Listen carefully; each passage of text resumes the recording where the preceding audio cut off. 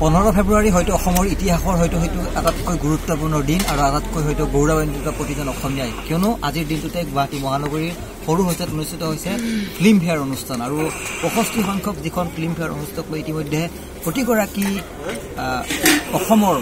যি বলিউডৰ অভিনেতাৰ লগতে যিসমূহ অনুৰাগী আছিল তেওঁলোকৰ মাজত হয়তো আজিৰ দিনটোত আটাইতকৈ ডাঙৰ এই ইভেণ্টটোক লৈ সকলো হয়তো উৎকণ্ঠ হৈ আছিলে আৰু আজি নিশাৰ ভাগতে আজি 15 ফেব্ৰুৱাৰী আজি নিশাৰ ভাগতে পাৰফৰ্মেঞ্চ কৰি প্ৰায় 80% অভিনেতা-অভিনেত্ৰী ইতিমধ্যে উভতিছে মুম্বাই অভিমুখে নিজ কৰ্মস্থলীলৈ গতিকে এই মুহূৰ্তত আজিৰ দিল্লীত কিন্তু এটা ডাঙৰ প্ৰশ্ন এই মুহূৰ্তত উদ্ভৱ হৈছে মই দুখন হয়তো ফটোগ্ৰাফ দেখুৱাম যে এফালে হয়তো জুবিন গাৰ্গে অসমৰ মুখ্যমন্ত্ৰীগৰাকীৰ সৈতে আলিংগন কৰি থকা এখন ফটোগ্ৰাফ আৰু আনফালে আন এটা দৃশ্য দেখিবলৈ পাইছোঁ যে আজাৰা থানাৰ সন্মুখত এগৰাকী প্ৰতিবাদকাৰী হিচাপে দেখিবলৈ পোৱা গৈছে মানস ৰবীনক আৰু যিগৰাকী শিল্পী মানস ৰবীন মই পুনৰ উল্লেখ কৰিছোঁ এই মুহূৰ্তত মোৰ লগত উপস্থিত আছে তেওঁ বৰ্তমান পোনপটীয়াকৈ আজাৰা থানাৰ পৰা মুকলি হৈ এতিয়া প্ৰায় পুৱতি নিশা 4 বাজিছে আৰু ঠিক 3:30 বজাৰ লগে লগে থানাৰ পৰা মুকলি কৰি দিয়া হৈছে মানস ৰবীন সহ প্ৰায় 11 গৰাকীকৈ প্ৰতিবাদকাৰী এই মুহূৰ্তত মই কিছু সংখ্যক প্ৰতিবাদকাৰীৰ লগত উপস্থিত আছোঁ মানস দা মই যদি আপোনাক কওঁ এই মুহূৰ্তত যে আপুনি প্ৰতিবাদকাৰী মুহূৰ্তত এটা যদি আপোনাৰ পৰিচয় হয় ফিল্ম ফেয়াৰ অনুষ্ঠিত হৈ গ'ল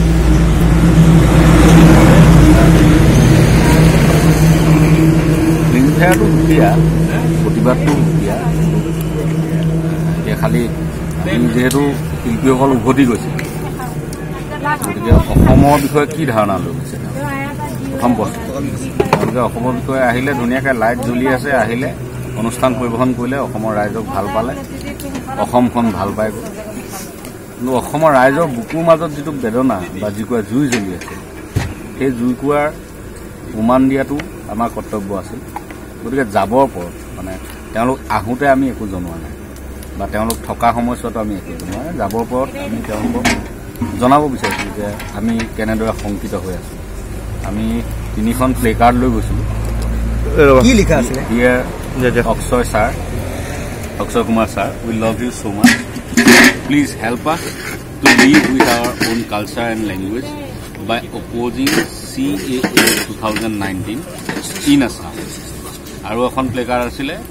dear Madhuri ma'am we love you so much please help us to live with our own culture and language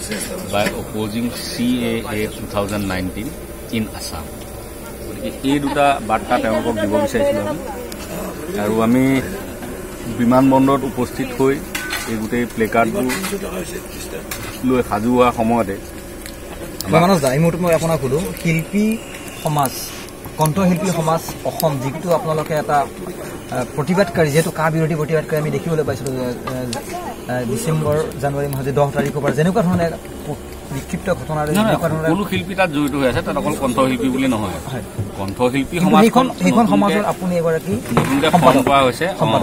কণ্ঠশিল্পী সমাজখন আচলতে আমি ঠিক কৰিছোঁ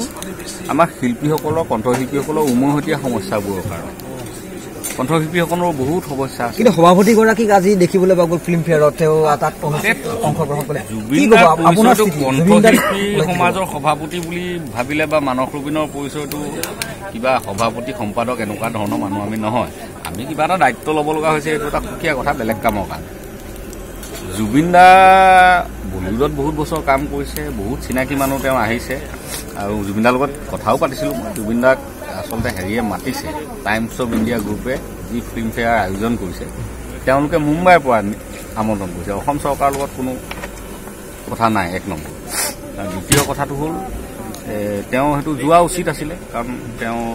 বন্ধুবৰ্গ আহিছে চিনাকি মানুহ আহিছে অসমলৈ আহিছে বম্বেত জানে যে বম্বেৰ কাৰণে জুবিন গাৰ্গ কি সেয়াও জানে আৰু অসমৰ কাৰণে জুবিন গাৰ্গ কি সেয়াও জানে গতিকে জুবিন গাৰ্গৰ ঠাইলৈ অহা নিচিনাকৈ যদি কোনোবা আহিছে তেওঁক যদি দেখা এটা নাপায় জুবিন গাৰ্গক যদি মাত এষাৰ লগাব নাপায় বা জুবিন গাৰ্গে যদি